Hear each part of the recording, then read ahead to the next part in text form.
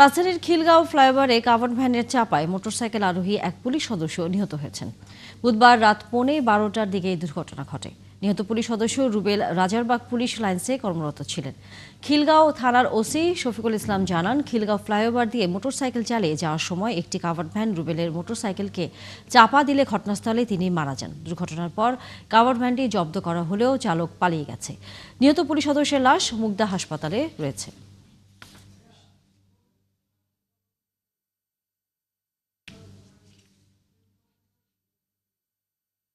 এত সম্মান, এত শ্রদ্ধা নিয়ে কে কবে বিদায় নিয়েছে? এত ভালোবাসা, এত মানুষের স্রোত কে কবে দেখেছে? শোকগাথা পূর্ণ করে মৃত্যুহীন এক প্রাণ যেন বেগম খালেদা জিয়া। ৩০ ডিসেম্বর মঙ্গলবার তার শেষ নিঃশ্বাস ত্যাগে দেশ জুড়ে তৈরি হয়েছিল একটি ট্যাগলাইন, তা হলো শোকাহত বাংলাদেশ। এমন গৌরবময় বিদায় বেগম খালেদা জিয়াকে দেখার শক্তি হয়তো সৃষ্টিকর্তা দেননি, কিন্তু স্রোতের মানুষ জেনেছে কেমন করে মৃত্যুতেও ইতিহাস লিখলেন তিনবারের প্রধানমন্ত্রী, আপসহীন নেত্রী বেগম খালেদা জিয়া। আরো জানাচ্ছেন পার্থ সঞ্জয়। মৃত্যু লেখে পূর্ণতার গল্প, মুছে দেয় বিভেদ রেখা, পূর্ণ করে চক্র। প্রিয় স্বামী জিয়াউর রহমানের কবরের পাশে শেষ ঠিকানা হলো বেগম খালেদা জিয়া। অজান্তে সৃষ্টিকর্তা এমন ভাবেই হয়তো লিখে রেখেছিল শেষ বিদায়ের পাণ্ডুলিপি। এই মৃত্যুযাত্রা তাই অবিস্মরণীয়, ঐতিহাসিক, গৌরবময়। এত মানুষ কে কবে দেখেছে? পুরো দেশের গন্তব্য যেন মানিক মিয়া এভিনিউ।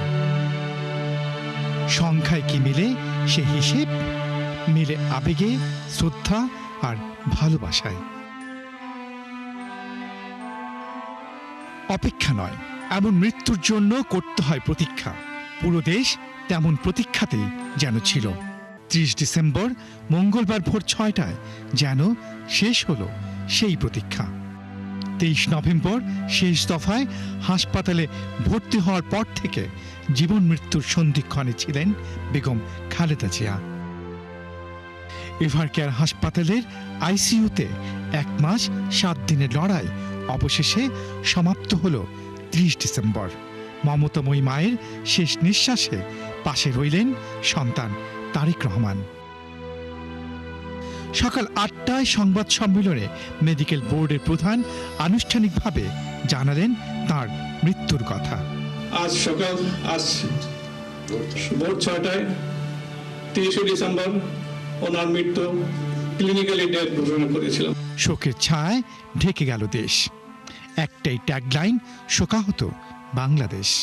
৩১ ডিসেম্বর শীতের সকালে এভারকেয়ারের হিমঘর থেকে তার মরদেহ নিয়ে গুলশান এভিনিউর ১৯৬ নম্বর বাসার দিকে যাত্রা।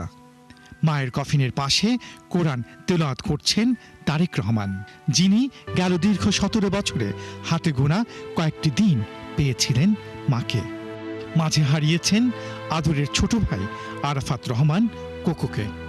বাবা মা ভাইকে হারিয়ে এখন একা তারেক রহমান। অতঃপর শেষ যাত্রার গন্তব্য মানিক মিয়া এভিনিউ। যে মানিক মিয়া এভিনিউতে জাতি শেষ বিদায় জানিয়েছিল প্রয়াত রাষ্ট্রপতি ও স্বাধীনতার ঘোষক জিয়াউর রহমানকে, সেই মানিক মিয়াতেই জানাজা হলো তিনবারের প্রধানমন্ত্রী বেগম খালেদা জিয়ার। আর ইতিহাস সাক্ষী হলো মানচিত্রে ছোট্ট লাল সবুজ বাংলাদেশের অজস্র মানুষের ভালোবাসায় সিক্ত হওয়া এক অকৃত্রিম রাজনীতিবিদ বেগম খালেদা জিয়ার বড় বিদায়ের। পার্থ সঞ্জয়, ৭১, ঢাকা। স্বামী শহীদ রাষ্ট্রপতি জিয়াউর রহমানের কবরের পাশে রাষ্ট্রীয় মর্যাদায় দাফন করা হয়েছে তিনবারের সাবেক প্রধানমন্ত্রী এবং বিএনপি চেয়ারপারসন বেগম খালেদা জিয়াকে। এবং আমরা জানি যে সকাল থেকেই কিন্তু সেখানে দোয়া এবং তার জন্য প্রার্থনা করছেন সর্বস্তরের মানুষ। আমাদের সহকর্মী মোহাইনুল খান অপু এই মুহূর্তে যুক্ত হচ্ছেন জিয়া উদ্যান থেকে। অপু, আমরা জানি যে সকাল থেকেই যেভাবে পারছেন বেগম খালেদা জিয়ার জন্য আল্লাহর দরবারে প্রার্থনা করছেন। এবং সেখানেও সকাল থেকে অনেকে এসেছেন তাকে আবারও শেষ শ্রদ্ধা তার জন্য দোয়া করতে। আপনি যেহেতু আছেন জিয়া উদ্যানে, নিশ্চয়ই সেরকম দৃশ্যই আপনি দেখতে পাচ্ছেন এবং একই সাথে আপনার মাধ্যমে আসলে আমরা সেখানে আসা মানুষদের কথাও শুনতে চাই।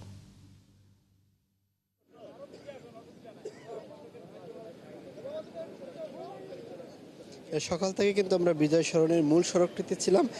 11টার সময় কিন্তু পুলিশ আমাদের ভিতরে প্রবেশ করতে দিয়েছে, অর্থাৎ বেগম জিয়াকে যেখানে সমাহিত করা হয়েছে সেই ব্রিজটির, অর্থাৎ মেইন রোড থেকে ব্রিজটির সামনে আমরা এখানে দাঁড়াতে পেরেছি। এবং এখানে কিন্তু এখন জনসাধারণ, আমরা প্রধান সড়কে যাদেরকে দেখিয়েছিলাম তারাও এখন ভিতরে চলে আসছেন, অর্থাৎ তারা কিছুটা হলেও কাছ থেকে কিন্তু এখন বেগম জিয়ার যে কবরটি সেই কবরটি তারা দেখছেন। এখান থেকে তাদের আক্ষেপ, তারা অন্ততপক্ষে কাছ থেকে একটু বেগম জিয়ার কবরটি দেখবেন এবং দূরে দাঁড়িয়েই কিন্তু তাদেরকে আমরা দেখেছি যে তারা কবর জিয়ারত করছেন, দোয়া প্রার্থনা করছেন। এবং এখানে কিন্তু বিএনপি সহ অন্যান্য যে সকল সাধারণ জনগণ রয়েছে তারাও কিন্তু এখানে রয়েছে। জানেন যে গতকাল 4:30টার দিকে কিন্তু বেগম জিয়াকে এই প্রয়াত শহীদ রাষ্ট্রপতি জিয়াউর রহমানের কবরের পাশেই সমাহিত করা হয় এবং রাত পেরিয়ে সকাল হওয়ার সাথে সাথে কিন্তু ফজরের নামাজের পরেই আমরা দেখতে পেয়েছি যে এখানে সাধারণ মানুষজন আসছেন এবং তারা কবর জিয়ারত করছেন, দোয়া প্রার্থনা করছেন। এবং এখানে কিন্তু বিএনপির অনেক নেতাকর্মীও এখানে এসেছেন। আমরা বিএনপির যুগ্ম একজন মহাসচিব তাকেও এখানে আসতে দেখেছি। তারা যেটি বলছেন যে বেগম জিয়া যে স্বপ্ন দেখিয়েছেন, আপোষহীন নেত্রী, কারোর সাথে আপোষ করেননি এবং পরবর্তী বাংলাদেশে বাংলাদেশের গণতন্ত্র এমনভাবে শক্তিশালী হোক যাতে কোনো আর স্বৈরাচার না গড়ে উঠতে পারে, সেই বিষয়গুলো কিন্তু সাধারণ মানুষজন বলছে। পাশাপাশি তাদের কিন্তু একটু আক্ষেপ রয়েছে 5ই আগস্টের পরে এই বাংলাদেশে সাবেক 3বারের প্রধানমন্ত্রী বেগম খালেদা জিয়া তিনি বেঁচে থাকলে একটি অবাধ সুষ্ঠু নির্বাচন হয়তো হবে, সেটি তিনি দেখে যেতে পারতেন এবং সরকার গঠনেও হয়তো তার দল বিএনপি সরকার গঠন করতে পারতো কিনা সেটি হয়তো দেখতে পারতেন। কিন্তু তিনি যখন গতকালকে তাকে এখানে দাফন করার পরে কিন্তু সর্বসাধারণ মানুষ এই জানাজায় অংশ নিয়েছিলেন এবং দাফনের পর কিন্তু সড়কগুলোর আশেপাশে আমরা সাধারণ মানুষজনকেও দেখতে পেয়েছি। আমরা কয়েকজনের সাথে একটু কথা বলবো। জানবো আপনি কোথা থেকে আসছেন এবং কবর জিয়ারত দোয়া প্রার্থনা আপনাদেরকে করতে দেখেছি, সব মিলিয়ে বলতেন। হ্যাঁ, আমরা চট্টগ্রাম দক্ষিণ জেলা সাতখানিয়া থেকে এসেছি। আমি মূলত 30 তারিখ যখনই খবর পাই তখনই চলে আসি। গতকাল আমরা জানাজায় সকাল 10টা থেকে আমরা দক্ষিণ প্লাজায় প্রথম সারিতে অবস্থান করছিলাম, 3টা পর্যন্ত একটানা দাঁড়িয়েছিলাম। তারপরে আমাদের কোথায় যেন ঘাটতি থেকে যায়, কোথায় যেন শূন্যতা, সেই শূন্যতা পূরণের জন্য আজকে আমরা সকালে এখানে মাজার জিয়ারতের উদ্দেশ্যে আসি। আপনারা জানেন দেশনেত্রী বেগম খালেদা জিয়া তিনি একটি দলের প্রতিনিধি নয়, তিনি এখন সমগ্র জাতির মিরর হিসাবে সবাই দেখছে। তো তিনি চলে যাওয়ার কারণে জাতি আজ যে শূন্যতা উপলব্ধি করতেছে, সেই শূন্যতা পূরণের জন্য আমরা আল্লাহর কাছে দোয়া করব যাতে তারেক রহমানকে আল্লাহ সর্বশক্তি এবং সে মেধা এবং সে। আপনি কোথা থেকে আসছেন? গতকাল জানাজায় ছিলেন কিনা, আজকে কবর জিয়ারত করতে এসেছেন? না, আমরা গতকাল সাতকানিয়া থেকে গাড়ি বহর নিয়ে আসছি। আসার পরে আমরা ইনশাআল্লাহ জানাজা সঠিক সময় পড়তে পেরেছি। তারপরেও আমরা তো প্রচণ্ড শকের মধ্যে আছি, যে কারণে আজকে আমাদের কালকে ব্যাক হওয়ার কথা ছিল, কিন্তু আমরা মনের আবেগটাকে সান্ত্বনা দিতে পারতেছি না। সেই কারণে আমরা সকালে আসছি এখানে, এসে ম্যাডামের দেশনেত্রীর কবরতে জিয়ারত করার উদ্দেশ্যে, কিন্তু আসিয়ে দেখি এখানে প্রতিবন্ধক, সেজন্য আমরা এতক্ষণ পর্যন্ত অপেক্ষা করে আছি। আমরা দেখছি ওখানে আপনাদের অনেকগুলো মিডিয়া আছে, আমরা মনে করছিলাম এখানে হয়তো আমার এই একটি। ধন্যবাদ আপনাকে। আমরা একটু প্রশাসনের যে নিরাপত্তা সেটিও কিন্তু দেখাবো। এই মাজারকে বেগম জিয়াকে যেখানে সমাহিত করা হয়েছে তার বৃষ্টির ঠিক সামনেই কিন্তু সেনাবাহিনী, পুলিশ, র্যাব তারা কিন্তু এখানে নিরাপত্তায় রয়েছে। তবে এই পর্যন্ত কিন্তু এখন গণমাধ্যম কর্মী এবং সাধারণ মানুষজনদের কিন্তু আসতে দেওয়া হচ্ছে এবং ঠিক কবরের পাশে দাঁড়িয়ে কবর জিয়ারত করা, দোয়া প্রার্থনা করা, সেই সুযোগটি কিন্তু এখনও সর্বসাধারণ পাচ্ছেন না। তবে কয়েকদিনের ভিতরেই এটি উন্মুক্ত করে দেওয়ার কথা রয়েছে এবং বেলা বাড়ার সাথে সাথে বিএনপির নেতাকর্মী যারা রয়েছেন তারাও এখানে এসে উপস্থিত হবেন, তারাও দোয়া প্রার্থনায় সামিল হবেন। এমনটা কিন্তু এখানে যারা বিএনপির নেতৃবৃন্দ রয়েছেন তারা কিন্তু বলছেন যে জানেন গতকাল কিন্তু বিকাল 3টার দিকে কিন্তু এই জানাজা অনুষ্ঠিত হয়। জানাজা নামাজ শেষে 3 বাহিনীর প্রধান এবং প্রধান উপদেষ্টা তারা কিন্তু এই বেগম জিয়ার কবরের প্রতি তারা শ্রদ্ধা নিবেদন করেন। এর পরবর্তীতে কিন্তু এখানে তখন বিএনপির ভারপ্রাপ্ত চেয়ারম্যান জনাব তারেক রহমান এবং তার স্ত্রী এবং কন্যা তারাও কিন্তু এখানে উপস্থিত ছিলেন। এবং আজকে এখন সব কিছু মিলিয়ে বলা চলে যে এই বিএনপি নেতাকর্মী যারা রয়েছেন তারাও এখানে যেমনি আসছেন তেমনিভাবে সাধারণ মানুষজন এখানে রয়েছেন। সবাই কিন্তু এখানে দোয়া প্রার্থনা এবং কবর জিয়ারত করতেই আসছেন মূলত। অপু, নিশ্চয়ই আপনার মাধ্যমে আমরা যেমনটা আসলে জানছিলাম যে এখন পর্যন্ত সর্বসাধারণের জন্য বেগম জিয়ার কবরটিতে দোয়া করবার যে সুযোগটি সেটি করা হয়নি, হয়তো কিছুক্ষণের মধ্যে করবে। আপনি যেমনটা বলছিলেন যে নেতা কর্মী থেকে শুরু করে সাধারণ মানুষ এরই মধ্যেই সেখানে অবস্থান করছেন জিয়া উদ্যানে। আমরা ফিরবো আবারও আপনার কাছে এই বিষয়ে খবর জানবার জন্য। দর্শক সহকর্মী মহিমুল খান অপু এতক্ষণ জিয়া উদ্যান থেকে ছিলেন আমাদের সাথে। বেগম খালেদা জিয়ার মৃত্যুতে শোকস্তব্ধ প্রবাসী বাংলাদেশিরাও। তার মৃত্যুর খবর ছড়িয়ে পড়তেই প্রবাসীদের মাঝে নেমে আসে শোকের ছায়া। শোকার্ত প্রবাসীরা কাতার কুয়েতেও আপসী নেত্রীর বিদায়ে আয়োজন করেন গায়বানা জানাজা। মধ্যপ্রাচ্যের তেল সমৃদ্ধ দেশ কাতারে কর্মরত বাংলাদেশি প্রবাসীদের মাঝে গভীরভাবে ছুঁয়ে গেছে সাবেক প্রধানমন্ত্রী বেগম খালেদা জিয়ার মৃত্যুর শোক। তার মৃত্যুর খবরে দোহা থেকে আলখোর, মেসাইদ থেকে ওয়াকরা সবখানেই নেমে আসে গভীর শোকের ছায়া। কাতার বিএনপি ও এর অঙ্গ সহযোগী সংগঠনের উদ্যোগে বাদ আসর আয়োজন করা হয় প্রিয় নেত্রীর গায়বানা জানাজা, মিলাদ ও দোয়া মাহফিল। নির্বাচনের খবরে যাব এবার। জেলায় জেলায় চলছে ত্রয়োদশ জাতীয় সংসদ নির্বাচনের মনোনয়নপত্র বাছাই কার্যক্রম। নির্বাচন কমিশন জানায় ৩০ ডিসেম্বর থেকে আগামী ৪ জানুয়ারি পর্যন্ত মনোনয়নপত্র যাচাই বাছাই হবে। যেসব প্রার্থীর মনোনয়ন বাতিল হবে তাদের জন্য ৫ থেকে ৯ জানুয়ারি পর্যন্ত আপিল করার সুযোগ থাকবে। নিষ্পত্তি করা হবে ১০ থেকে ১৮ জানুয়ারির মধ্যে। ইসি আরও জানায় আগামী ২০ জানুয়ারি প্রার্থিতা প্রত্যাহারের শেষ দিন। ২১ জানুয়ারি প্রার্থীদের মধ্যে প্রতীক বরাদ্দ দেওয়া হবে। ২২ জানুয়ারি থেকে আনুষ্ঠানিকভাবে নির্বাচনী প্রচারণা শুরু হবে।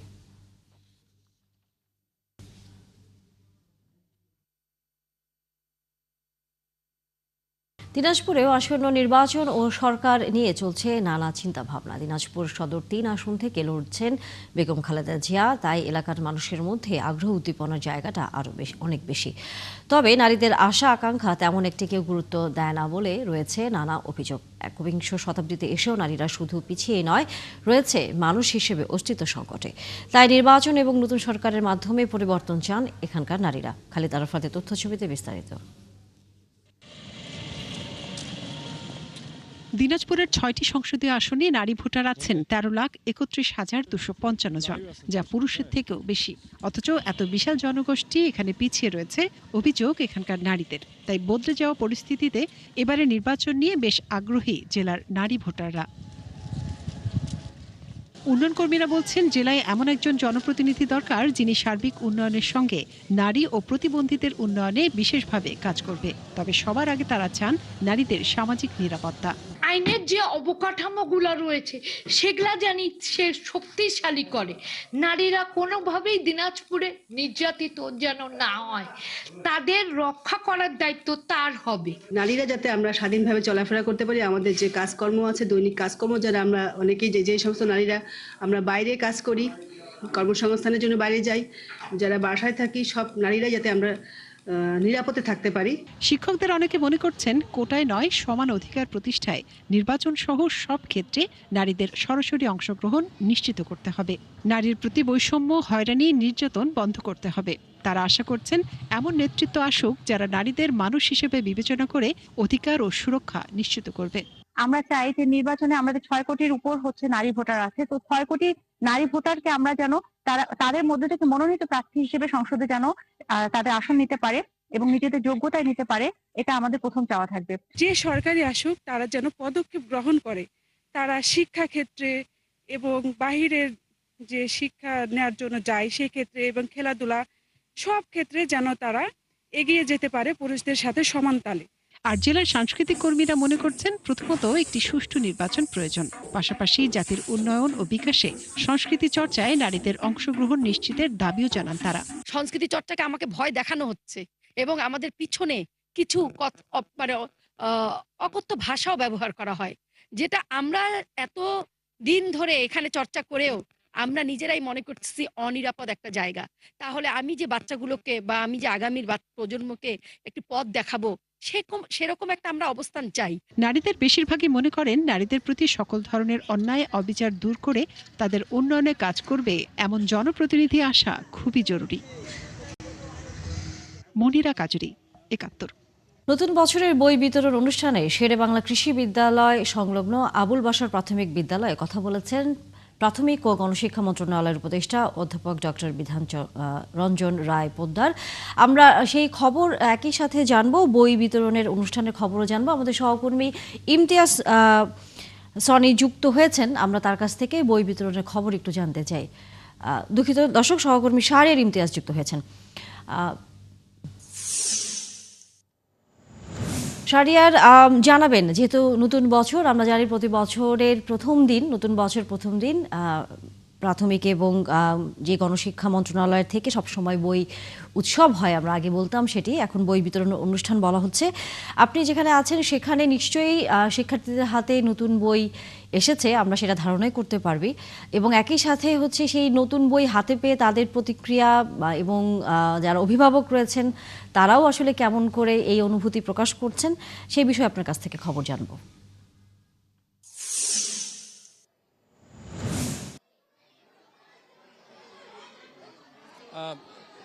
ধন্যবাদ তানিয়া। প্রতি বছরের ন্যায় কিন্তু এবছরেও প্রাথমিক থেকে শুরু করে মাধ্যমিকের যে বই দেওয়া সেটা শুরু হয়েছে, এবং কিছুক্ষণ আগেই কিন্তু বইয়ের আসলে অনুষ্ঠান, শিক্ষার্থীদের মাঝে বই বিতরণ করা হয়েছে, এবং শিক্ষার্থীরা অনেকে চলেও গেছে আসলে এখানে।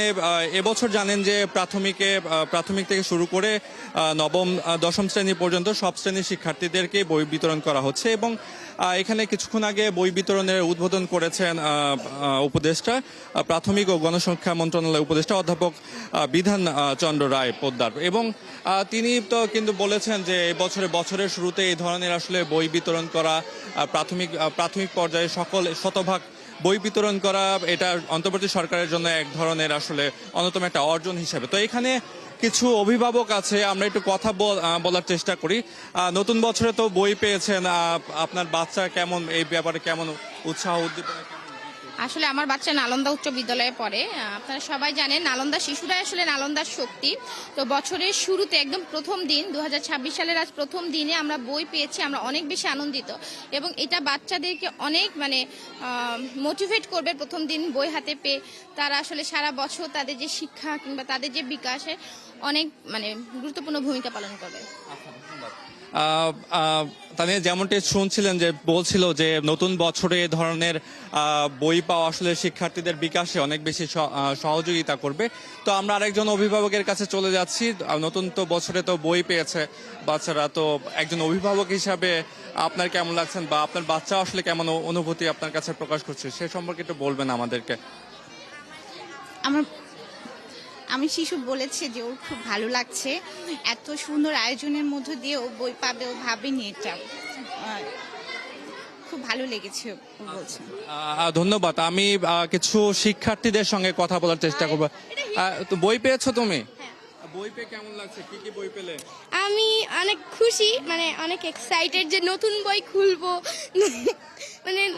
নতুন বইয়ের যে একটা গন্ধ, ওই গন্ধটাও অনেক ভালো লাগে। নতুন বই নতুন বইয়ে নতুন কিছু একটা জানা, নতুন কিছু একটা লার্ন করা, অনেক এক্সাইটেড এটা। আচ্ছা, কোন ক্লাসে তুমি বড়? আমি এখন 6-এ। আচ্ছা, সবগুলো বই পেয়েছো? হ্যাঁ, আমি সবগুলো বই পেয়েছি। ঠিক আছে।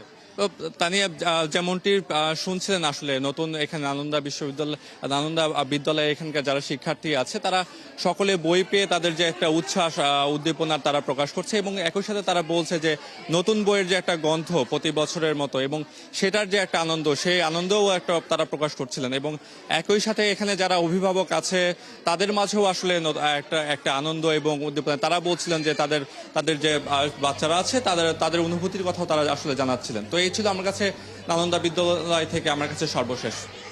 ধন্যবাদ শাহরিয়ার ইমতিয়াজ। আমরা আপনার মাধ্যমে দেখছিলাম যে নতুন বছরের প্রথম দিনে নতুন বই হাতে শিক্ষার্থীদের যে আনন্দ, এবং একই সাথে অভিভাবকদেরও নানা প্রত্যাশার কথা। নতুন বই পেতে সকাল থেকে স্কুলে এসেছেন শিক্ষার্থীরা। বছরের প্রথম দিনে বিভিন্ন স্কুলে চলছে বই বিতরণ করা হলেও হচ্ছে না উৎসব। চট্টগ্রামের খবর জানবো আমরা এই বিষয়ে। আমাদের সাথে চট্টগ্রাম থেকে যুক্ত হচ্ছেন সহকর্মী প্রণবেশ চক্রবর্তী। প্রণবেশ, আমরা জানি যে সকাল থেকেই বই বিতরণের যে আনুষ্ঠানিকতা সেটি শুরু হবার কথা হয়েছে কিনা, আপনি যে প্রতিষ্ঠানে এই মুহূর্তে আছেন, এবং একই সাথে নতুন বই পাওয়ার পর সেখানকার শিক্ষক, যারা শিক্ষার্থী এবং অভিভাবক রয়েছে তাদের কাছ থেকে কোনো প্রতিক্রিয়া পেয়েছেন কিনা?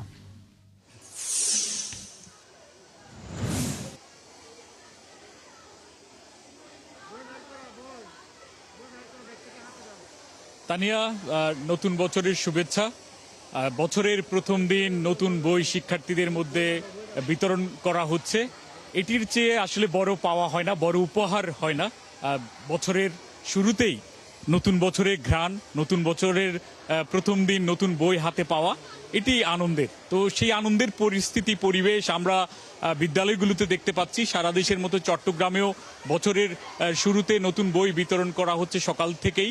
শিক্ষার্থীরা, আমি যে প্রতিষ্ঠানে আছি চট্টগ্রামের একটি প্রতিষ্ঠিত প্রতিষ্ঠান ডাক্তার খাস্তগির স্কুল, এখানে সকাল থেকেই বই বিতরণ করা হচ্ছে শিক্ষার্থীদের মধ্যে। এখানে অনেক শিক্ষার্থী রয়েছেন, তারা নতুন বই পেয়েছেন, অনেকে বই নিয়ে চলে যাচ্ছেন, আবার অনেকে নিতে আসছেন। এখানে যে শিক্ষার্থীরা পেয়েছেন বই, আমরা তাদের কাছ থেকে একটু কথা শুনবো। বছরের প্রথম দিন নতুন বই পেলে কেমন লাগছে? নতুন বই যে উপহার হিসেবে পাওয়া, এটাকে তোমরা কিভাবে দেখছো? আমরা এই বইগুলা পেয়ে আমরা অনেক খুশি। আমরা এই বইগুলা পড়ে ডক্টর খাস্তগির স্কুলের নাম উজ্জ্বল করব। এই বইগুলা পড়ে আমরা ডক্টর খাস্তগিরের নামই উজ্জ্বল করব। অনেক ভালো লাগছে। হ্যাঁ, অনেক ভালো লাগছে। আর এই বইগুলো আমরা পড়বো, মানে ঠিকই উপহার হিসেবে ঠিকই আছে। তুমি কি কি বই পেয়েছো? প্রথম তুমি বই কোন বইটিকে পছন্দ করবে পড়ার জন্য এবং কেন? ইংলিশ। কেন? ইংলিশ একটু সহজ ও সহজ। তোমরা কয়টি বই পেয়েছো? কোনো বই পাওনি, এরকম কোনো বই কি আছে? আমরা ধর্ম বই পাইনি, আর 10টা বই পেয়েছি টোটাল। তোমার থেকে একটু জানতে চাই, কেমন লাগছে নতুন বই পেয়ে? নতুন বই পেয়ে এখানে আমার না সবারই ভালো লাগছে, কেননা নতুন বই, নতুন বছরের নতুন শিরোনাম, তো আমার অনেক ভালো লাগছে নতুন বই পেয়ে।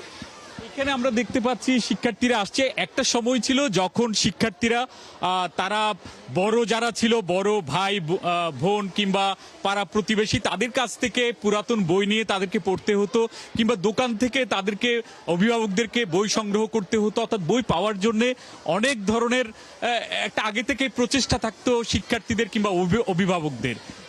আগের যারা বড় ক্লাসে তাদের থেকে চেয়ে নেওয়া হতো, এরকম পরিস্থিতি ছিল। এখন সময় পাল্টেছে। বছরের প্রথম দিনেই এখন বই চলে। যেমন এখানে এই বিদ্যালয়ে 7ম শ্রেণীর আমরা জানতে পেরেছি 3টি বই আসেনি, তবে অন্যান্য শ্রেণীর শিক্ষার্থীরা প্রায় প্রতিটি বই পেয়েছে। এবার চট্টগ্রামে মাধ্যমিক, ইবতেদায়ী, কারিগরি শিক্ষায় মোট 13,51,542 জন শিক্ষার্থী রয়েছে। এদের বইয়ের চাহিদা 1,47,84,000-এর মতো। তার বেশিরভাগই স্কুলে এসেছে বলে আমরা জানতে পেরেছি। একইভাবে প্রাথমিকের এবারের চাহিদা 40,37,000 বই, তার সবগুলোই শিক্ষা প্রতিষ্ঠানে পৌঁছেছে বলে শিক্ষা বিভাগের কর্মকর্তারা আমাদেরকে জানিয়েছেন।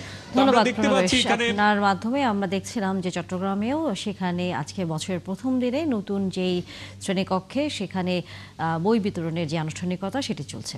দর্শক সহকর্মী প্রণবেশ চক্রবর্তী ছিলেন আমাদের সাথে চট্টগ্রাম থেকে। আজ 1 জানুয়ারি ইংরেজি শুভ নববর্ষ 2026। 2025কে বিদায় জানিয়ে প্রথম প্রহর থেকেই শুরু নতুন বছরের যাত্রা। তবে এবারের বাংলাদেশের নববর্ষ উদযাপনের অন্য সময়ের মতো আনন্দঘন নয়। বিএনপি চেয়ারপারসন ও সাবেক প্রধানমন্ত্রী বেগম খালেদা জিয়ার মৃত্যুতে দেশ জুড়ে বিরাজ করছে শোকের আবহ। এর প্রভাব পড়েছে নববর্ষের আয়োজনেও। খালেদা জিয়ার মৃত্যুর পরপরই রাজধানী সহ দেশের বিভিন্ন স্থানে পূর্ব নির্ধারিত নববর্ষের অনুষ্ঠান বাতিল করা হয়েছে। রাজনৈতিক দল, সামাজিক ও সাংস্কৃতিক সংগঠনগুলো আনুষ্ঠানিক আয়োজন থেকে বিরত রয়েছে। অনেক জায়গায় আতশবাজি, কনসার্ট, উন্মুক্ত উৎসব স্থগিত রাখা হয়েছে। আতশবাজি, পটকা ফুটালেও ছিল না গান বাজনা বা সাংস্কৃতিক অনুষ্ঠানের আয়োজন। এলাকা নিরাপত্তা ব্যবস্থাও ছিল স্বাভাবিকের তুলনায় বেশি।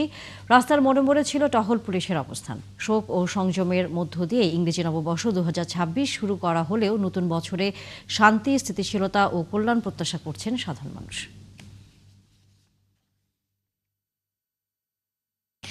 বিদায় নিল 2025। নানা চড়াই উতরাই, অস্থিরতা আর অনিশ্চয়তার মধ্য দিয়ে শেষ হচ্ছে পুরনো বছর।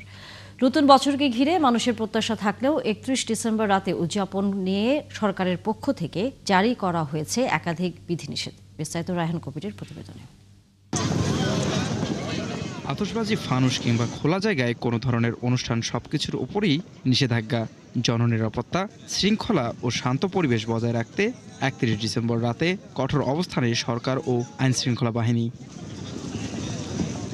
ঢাকা মেট্রোপলিটন পুলিশ সহ বিভিন্ন মহানগর ও জেলা পুলিশের নির্দেশনায় খোলা স্থানে জমায়েত, ডিজে পার্টি কিংবা শব্দদূষণ সৃষ্টিকারী কর্মকাণ্ডে নিষেধাজ্ঞা জারি করা হয়েছে। বিশ্ববিদ্যালয় ক্যাম্পাস ও গুরুত্বপূর্ণ স্থাপনাতেও বাড়ানো হয়েছে নিরাপত্তা।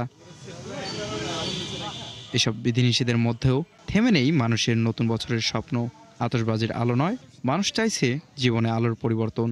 অর্থনৈতিক স্বস্তি, কর্মসংস্থান, নিরাপত্তা আর স্থিতিশীলতার প্রত্যাশা নিয়েই নতুন বছরকে বরণ করতে চায় সাধারণ মানুষ। যেমন বিভিন্ন সমস্যা থাকে, যে সেশন জট হয়, ক্লাস হয় না, বন্ধ হয়ে থাকে, এই জিনিসগুলো যাতে না হয়, অবশ্যই আশাবাদী নতুন বছর নিয়ে। 2026 সালে যেন কোনো বিভেদ, কোনো ঝামেলা, কোনো কিছুতে না জড়াতে হয় আমাদেরকে। আমরা শিক্ষার্থীরা যেন সুন্দরভাবে ক্যাম্পাসে ক্লাস করতে পারি, সব কিছু যেন নিয়ম মাফিক চলে। এই তো আমরা আশা করব আমরা এবছরে যতগুলো নেগেটিভ জিনিস রয়ে গেছিল এগুলোকে ফেলে দিয়ে নতুন করে আমরা পজিটিভ জিনিসকে নিয়ে এই 2026 সাল আমরা অতিবাহিত করতে চাই আর কি। পুরনো বছরের শেষ রাতে তাই উৎসবের চেয়ে গুরুত্ব পাচ্ছে সংযম। আতশবাজির শব্দ নয়, মানুষ চাইছে নতুন বছরে জীবনে সুসংবাদের প্রতিধ্বনি। আমাদের দেশ সুন্দর সমৃদ্ধশীলভাবে চলুক, দেশে অশান্তি না হোক, চাঁদাবাজি না হোক, আমরা শান্তিমতো ঘোরাফেরা করতে পারি। আমরা রাষ্ট্রকে দেখতে চাই একটা ইনসাফের রাষ্ট্র, যে রাষ্ট্রে দুর্নীতি থাকবে না, যে রাষ্ট্রে গুম থাকবে না, হত্যা থাকবে না, ন্যায় বিচার থাকবে, মানুষের অধিকার থাকবে। সব বিধিনিষেধের মধ্যেও প্রত্যাশা একটাই, নতুন বছর যেন বয়ে আনে নিরাপদ, স্থিতিশীল আর আশার বাংলাদেশ। রায়হান কবির, 71, ঢাকা। নতুন বছর 2026 সালকে বিশ্বের বুকে প্রথম স্বাগত জানিয়েছে প্রশান্ত মহাসাগরীয় কয়েকটি দেশ। আন্তর্জাতিক সময়মান অনুযায়ী সবার আগে রাত 12টায় নতুন বছর প্রবেশ করে কিরিবাতি লাইন আইল্যান্ড। এই অঞ্চলের মানুষ আতশবাজি, ঐতিহ্যবাহী নৃত্য এবং সাংস্কৃতিক আয়োজনের মধ্য দিয়ে নতুন বছরকে স্বাগত জানায়। সৃষ্টি ঘটকের রিপোর্টে বিস্তারিত।